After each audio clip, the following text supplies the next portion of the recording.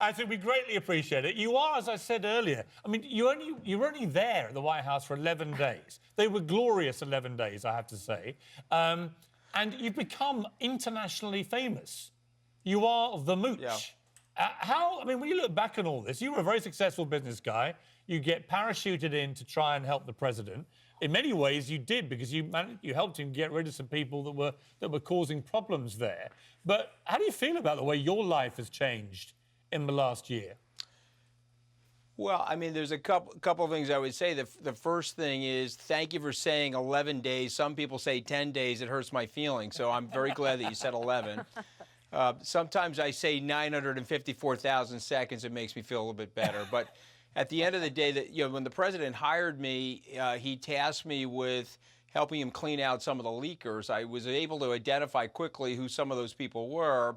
And then, unfortunately, what's left out of the conversation is I thought I was off the record with somebody from my hometown who was an Italian kid whose father worked in the same construction site as my dad for about 42 years. So, you know, it happens. You probably have viewers in Great Britain that live in neighborhoods. I thought I was talking to somebody off the record. He decided to run to CNN with the tape, and John Kelly used that as a way to take me out of the White House.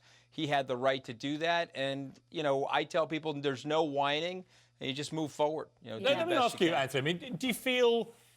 I mean, look, Washington's a very treacherous place, right? Anyone that goes in there from another business, another world, very quickly gets their fingers burned. Do you feel that you were slightly naive with hindsight about that conversation, notwithstanding the connection you had?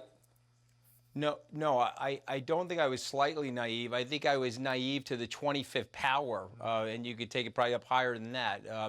I think what happens to people that are in business, they don't really understand the maneuvers that go on in a political environment relative to a business environment. And so even on Wall Street, Piers, we're very straight up with people. We have a tendency, as I said when I was in the White House, I'm more of a front stabber, I'm less of a backstabber. These people operate very differently. You lived here in New York and probably spent some time in Washington. I don't know what it's like in the Westminster area in London, but I would imagine it's sort of the same. It's like the Hunger Games guys got together with the House of Cards.